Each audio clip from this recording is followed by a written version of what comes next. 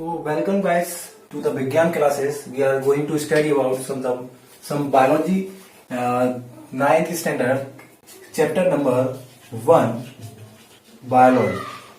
So the first chapter is basically about the cell.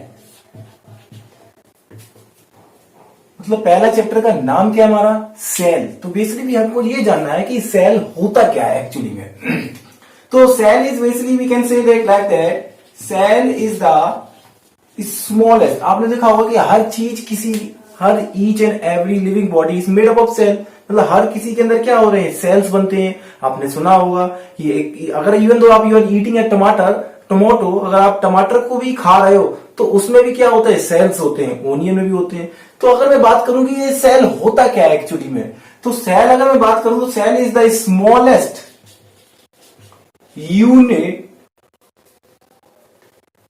Unit of life. मतलब cell क्या है, सबसे छोटी इकाई है किसकी, लाइफ की. मतलब सबसे छोटी से छोटी संख्या जो होती है उसको हम क्या कहते हैं, सेल कहते हैं. मतलब अगर मैं बात करूं कि इस पूरी लाइफ अगर एग्जिस्ट कैसे हुई अर्थ पे, तो सबसे पहले किससे हुई, सेल से आई.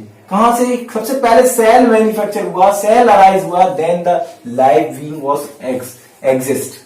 तो अगर हम सेल को और अच्छे तरीके से डिफाइन करें तो cell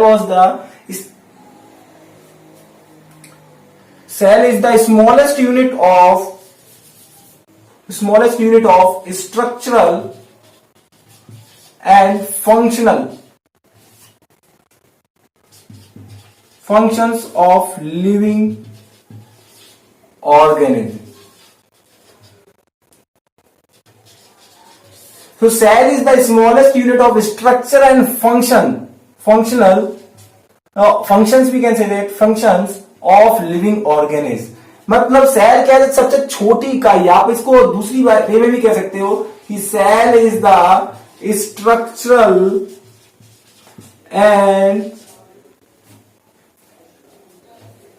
cell is the smallest structural and functional unit of life. मतलब कहने का मतलब मैंने क्या बोला कि सेल ही एक सबसे छोटी स्ट्रक्चर. अगर मैं एक लिविंग ऑर्गेनिज्म ले लूं या एक लाइफ का लिविंग ऑर्गेनिज्म ले लूं, उसका सबसे छोटा स्ट्रक्चर देखा, स्ट्रक्चर का सबसे छोटा हिस्सा निकालूं तो क्या मिलेगा, सेल मिलेगा. अगर मैं बात करूं उसकी पूरी लाइफ जो चल रही है, फंक्शन कर रही है, उस फंक्शन का सबसे लाइफ को, जो उसकी पूरी एक लिविंग ऑर्गेनिज्म उसकी लाइफ को देखा, और लाइफ में जो सबसे छोटा यूनिट निकली वो भी फंक्शनल, यानी उसकी फंक्शन को देखा और फंक्शन में जाके उसकी एक फंक्शन में सबसे छोटी चीज को देखी तो भी सेल मिली. तो सेल है क्या, cell is the smallest structural and functional unit of living organism और लाइफ. तो अगर यहां लिविंग ऑर्गेनिज्म कहते हैं it is also better way. So cell is the smallest unit of structures and functions of living organism, या cell is the structural and functional unit of life. आप दोनों वे में कह सकते हैं अपने वे में स्टाइल से. अच्छा, सबसे पहली बात आती है कि ये सेल पता कैसे चला, किसने सबसे पहले इसके बारे में बताया. तो आपको बता दूं कि एक साइंटिस्ट थे जिनका नाम था Robert Hooke is the scientist who firstly seen that the onion, जिन्होंने सबसे पहले किसको देखा था, ओनियन को देखा और कॉक को देखा था. कॉक जो हम लोग कॉक लगाते हैं ना एक्चुअली में बोटल्स वगैरह पे, उन्होंने इसको क्या लिया, बोतल और उस डेड कॉक के सेल्स को आइडेंटिफाई किया और खुद के माइक्रोस्कोप बनाया उन्होंने. उस माइक्रोस्कोप में बनाने का तो सबसे पहले इन्होंने क्या किया, सेल को डिस्कवर किया. तो who discover the cell, the Robert Hooke discover the cell. So we can say like that. अगर कब डिस्कवर किया तो ये भी आपको ध्यान रखना है. तो he discover the cell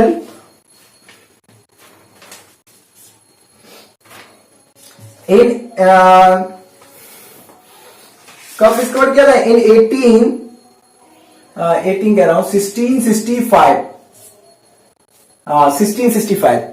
Robert Hooke discover the cell in 1665. So he discovered the cell in 1665. After that, Antony van Leeuwenhoek also came and he also discovered the microscope. उन्होंने भी माइक्रोस्कोप बनाया और उन्होंने सबसे पहले दुनिया का सबसे पहला बैक्टीरिया सेल को खोजा. तो सबसे पहले कि बैक्टीरिया की खोज किसने की? इन 1674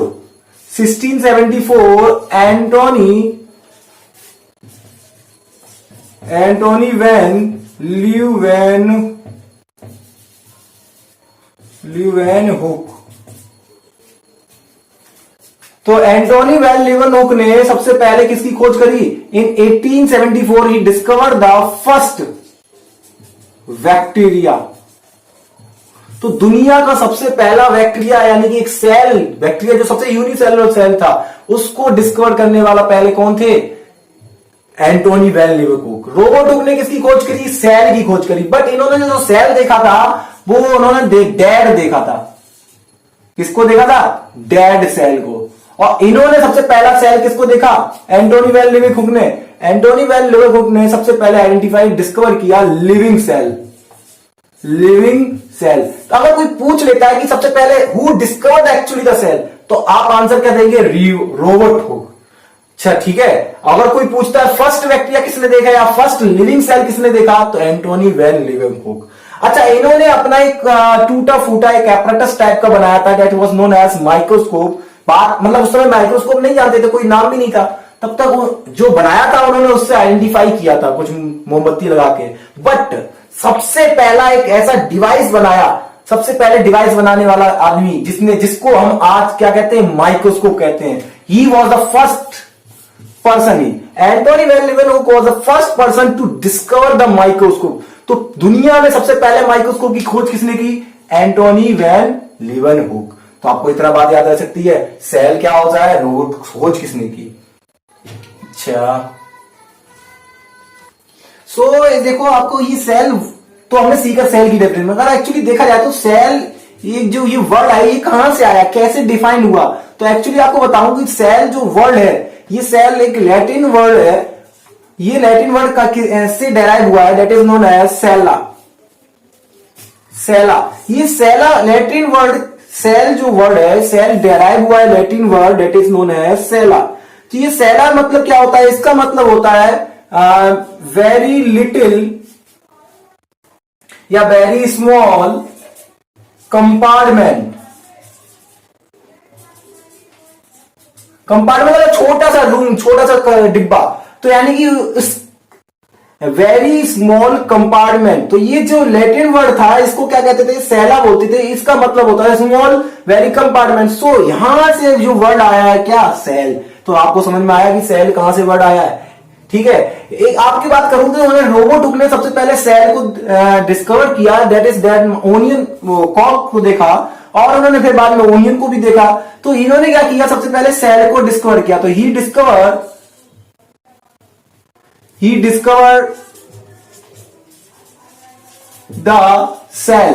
तो रोबोट ने क्या किया? सेल को डिस्कवर किया. इन्होंने अपनी एक बुक भी पब्लिश करी थी जिसको कहते हैं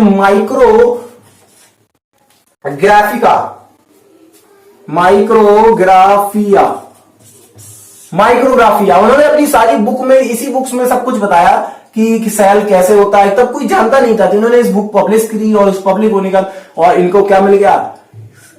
टाइटल मिल गया, that is was the first discover the cell. तो he discover the cell. Okay. So moving forward, the next topic, that is cell biology. What is cell biology? So cell biology is the branch of biology which deals with the study of cells and their functions and aspects, various aspects also. So we can say that it is the study of cells. तो हम कह सकते हैं cell biology is the branch of biology which deals with the study of cells and their function. तो cells और function को पढ़ने वाली इस ब्रांच को कहते हैं सेल बायोलॉजी. तो इतना याद आ सकता है. अच्छा, नेक्स्ट आते हैं हमारे, moving forward, that is the cell biology, वो cell theory. So what is cell theory? तो actually the cell theory was the, कुछ पोस्टुलेट्स हैं, कुछ पॉइंट्स हैं, स्पेसिफिक पॉइंट्स जो सेल्स के बारे में बताए जाते हैं. And it was the most important because this theory was put forward by the two scientists, that is in 1838. German scientist was known as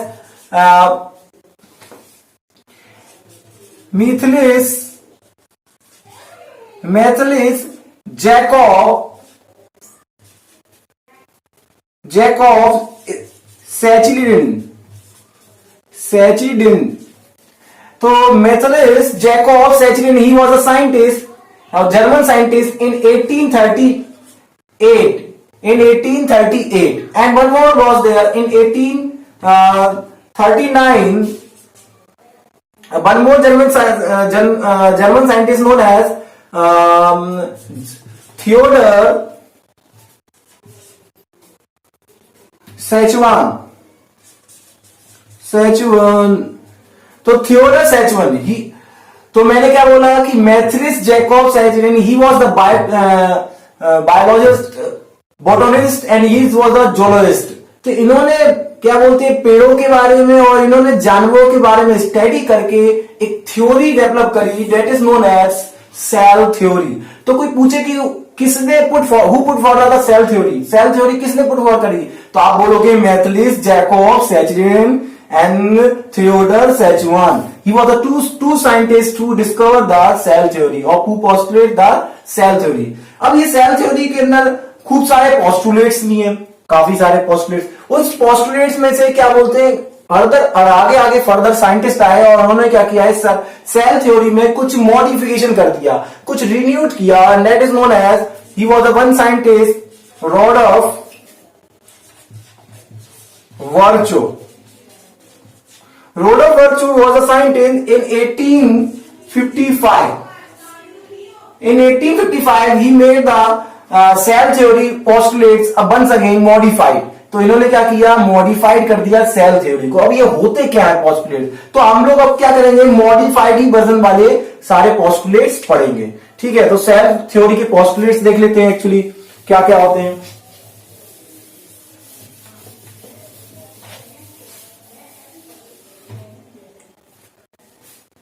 So number one point. First theory was given that all living organism, whether the plants and animals, are made up of cells.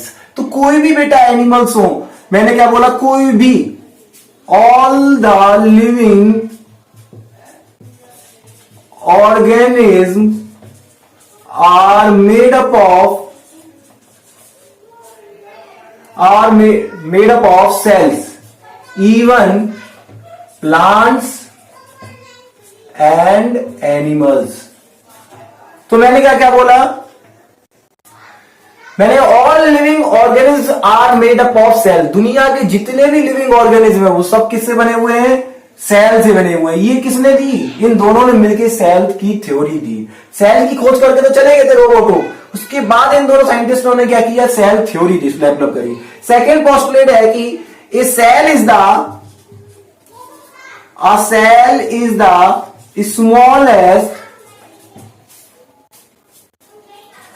smallest unit of structure and function. Structural and functional. So cell is the smallest unit of structure and functions of living organism. तो आपको इतनी बात याद आ सकती है, मैंने क्या बोला, सेल क्या है, cell is the smallest unit, सबसे छोटी इकाई जो बोली जाती है उसको क्या कहते हैं, सेल बोलते हैं। तो ये इसी पोस्टुलेट से आई है डेफिनेशन सेल की भी। Next third one was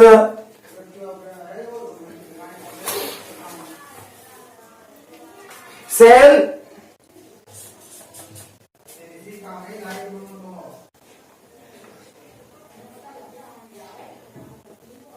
cells are developed from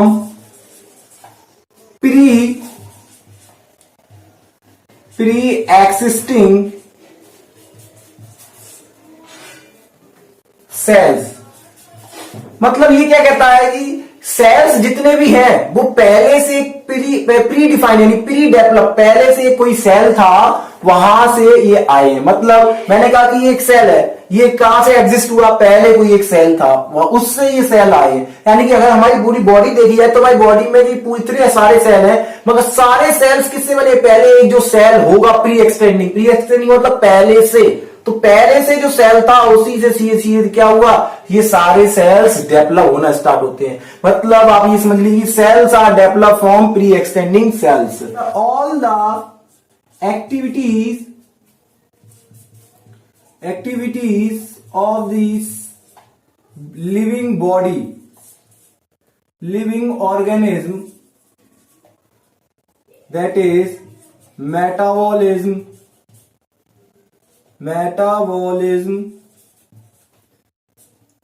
and all other जो भी एक्टिविटीज हो, all the activities of the living organisms are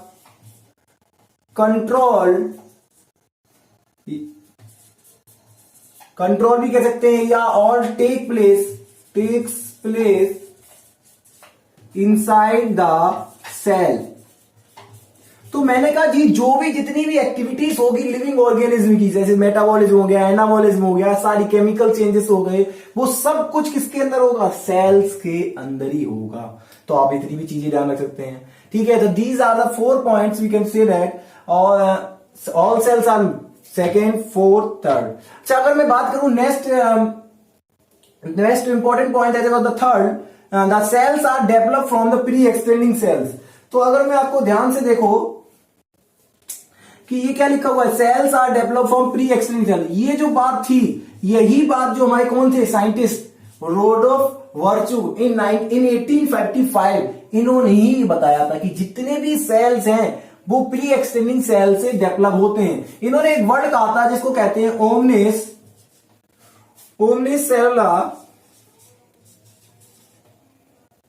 ई सेलुला।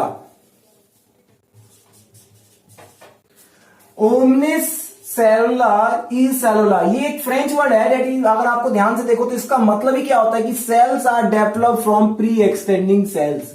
मतलब सेल्स जितने भी होंगे वो डेवलप होंगे प्री एक्सटेंडिंग सेल से। अगर आपसे कोई पूछे ये किसने बात दी तो आप कहोगे रोडोल्फ वर्चू ने दी थी इन 1855 में। ओके, सो नेक्स्ट टॉपिक हमारा आता है that is known as protoplasm. ये टॉपिक बेटा इंपॉर्टेंट है, प्रोटोप्लाज्म। तो प्रोटोप्लाज्म क्या होता है बेटा, कि प्रोटोप्लाज्म बेटा अगर आगे देखा जाए तो ये टर्म एक ऐसा सेल के अंदर इंपॉर्टेंट बेस टर्म है जो सेल के अंदर सारे कंटेंट्स को इंक्लूड करने की कोशिश करता है। अगर मैं देखूं ये प्रोटोप्लाज्म अगर डिफाइन करें तो कैसे कहेंगे, तो सबसे पहला जो साइंटिस्ट थे जिन्होंने इसके बारे में बताया दैट इज J.E. पुरकिन जी।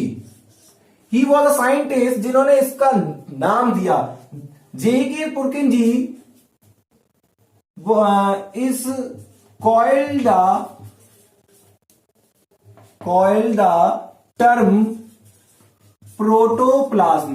इन्होंने ही सबसे पहले नाम यूज किया जिसका नाम है प्रोटोप्लाज्म। इन्होंने जो वर्ड होता है वर्ड, वो वर्ड यानी प्रोटोप्लाज्म की खोज करने वाला कौन हुआ, J.E. पुरकिन जी। इन्होंने कब क्या किया, इन 1840 में बताया इसके बारे में। उन्होंने कहा कि ये क्या है, जो भी सेल के अंदर फ्लूइड भरा है, द फ्लूइड पार्ट, जो भी सेल है उस सेल के अंदर जो भी फ्लूइड भरा है that is known as protoplasm.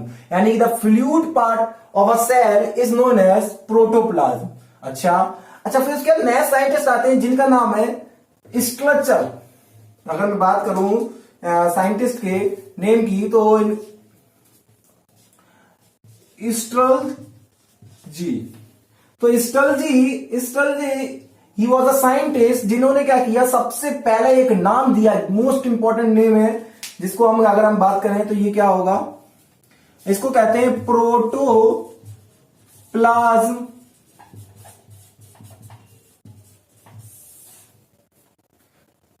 Protoplasm doctrine.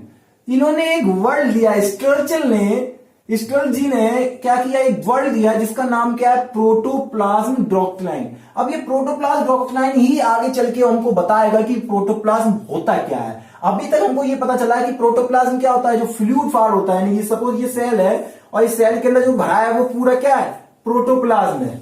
ठीक है, अब बात करते हैं कि इन्होंने क्या बताया। तो इन्हें स्ट्रक्चर ने क्या किया, इन 1861 में इन्होंने इसके बारे में बताया, प्रोटोप्लाज्म डॉक्ट्राइन। ये वर्ड बोला, स्पेसिफिक वर्ड।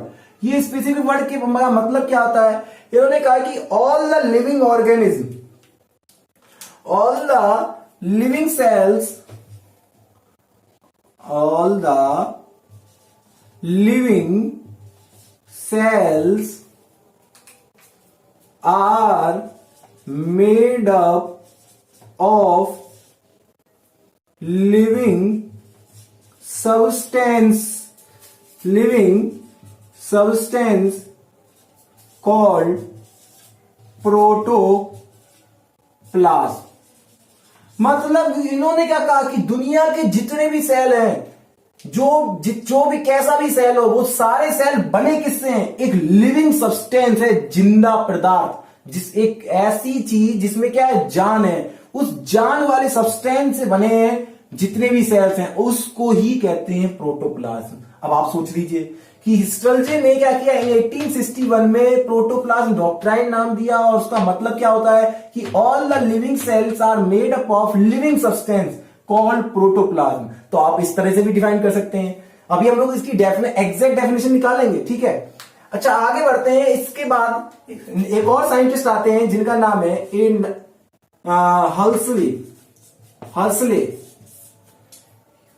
हसले बोलते हैं आप, प्रोनाउंसिएशन थोड़ा अलग हो सकता है आपका। हसले, ही वॉज अ साइंटिस्ट जिन्होंने क्या किया, आगे चल के इसके इंपॉर्टेंस के बारे में देखा, प्रोटोप्लाज्म पे और देखा ध्यान से और उसके इंपॉर्टेंस बताया।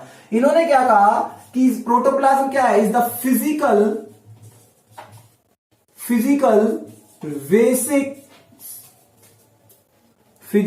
Basis of life.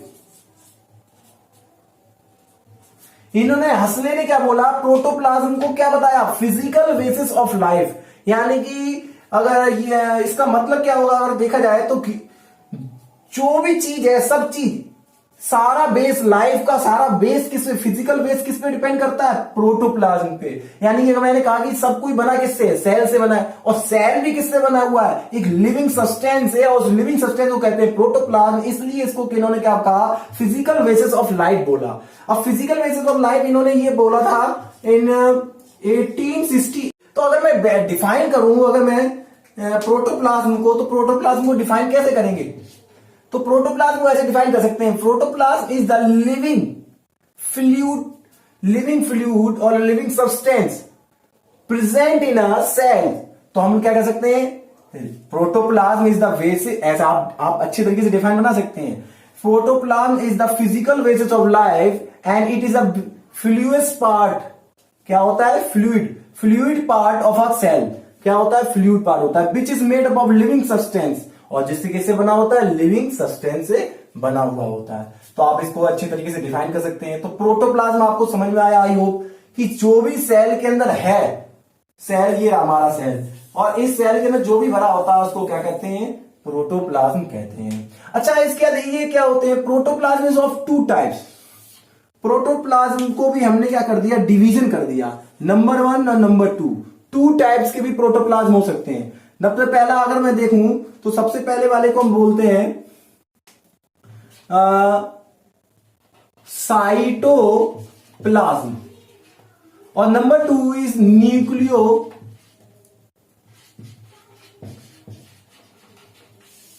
न्यूक्लियोप्लाज्म। तो मैंने क्या बोला, साइटोप्लाज्म और न्यूक्लियोप्लाज्म। इतनी बात आपको क्लियर हो रही होगी कि नहीं, कि protoplasm is divided into 2 sub division that is known as cytoplasm and nucleoplasm. These are also 2 type of fluid. ये भी 2 फ्लूइड है, मतलब सेल के अंदर क्या बना है, प्रोटोप्लाज्म। और प्रोटोप्लाज्म भी 2 प्रकार के होते हैं, यानी 2 टाइप्स होता है, उसके 2 डिवीजन कर दिए, एक साइटोप्लाज्म और न्यूक्लियोप्लाज्म। अब ये भी देखते हैं कि साइटोप्लाज्म और न्यूक्लियोप्लाज्म क्या होता है। सो एक्चुअली साइटोप्लाज्म आपका जो होता है वो क्या होता है, सपोज मैंने ये बोला कि आपका ये सेल है, इस सेल के अंदर एक क्या होता है, एक सेंट्रल पार्ट होता है जिसको हम कहते हैं क्या, न्यूक्लियस। क्या बोलते हैं, न्यूक्लियस। तो मैंने बोला है कि ये न्यूक्लियस है और ये आसपास ये क्या है, पूरा सेल है। इस सेल के अंदर भरा क्या है, अगर मैं बात करूं इस सेल के अंदर भरा क्या है पूरा, तो पूरा आप बोलोगे तो क्या भरा हुआ है, प्रोटोप्लाज्म। मगर मैं देखूं ध्यान से तो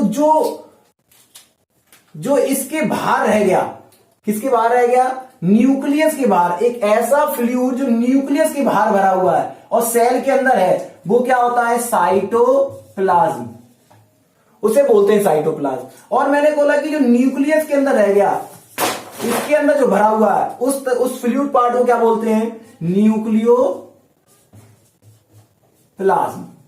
तो आपको समझ में आया कि प्रोटोप्लाज्म दो प्रकार के हो जाते हैं, जो outside the nucleus, outside the nucleus जो का प्रोटोप्लाज्म का पार्ट होता है उसको कहते हैं साइटोप्लाज्म, और न्यूक्लियस के अंदर जो होता है उस प्रोटोप्लाज्म के पार्ट को कहते हैं न्यूक्लियोप्लाज्म। तो व्हाट इज साइटोप्लाज्म, आप इसको डिफाइन कर सकते हैं। तो cytoplasm is a fluid, it is a part of protoplasm. Cytoplasm is a part of protoplasm which is present outside the cell and inside the cell wall. तो यहाँ cell membrane, तो cell के अंदर और न्यूक्लियस के बाहर। Nucleoplasm is a protoplasm which is a fluid like substance present in the nucleus. तो जो न्यूक्लियस के अंदर होता है। इतनी बात क्लियर हो गई आपको। अच्छा, यहाँ एक वर्ड आया न्यूक्लियस, तो ये न्यूक्लियस के बारे में हम लोग आगे पढ़ेंगे, मगर आप ये ध्यान रखना कि ये सबसे पहला ये जो वर्ड था रॉबर्ट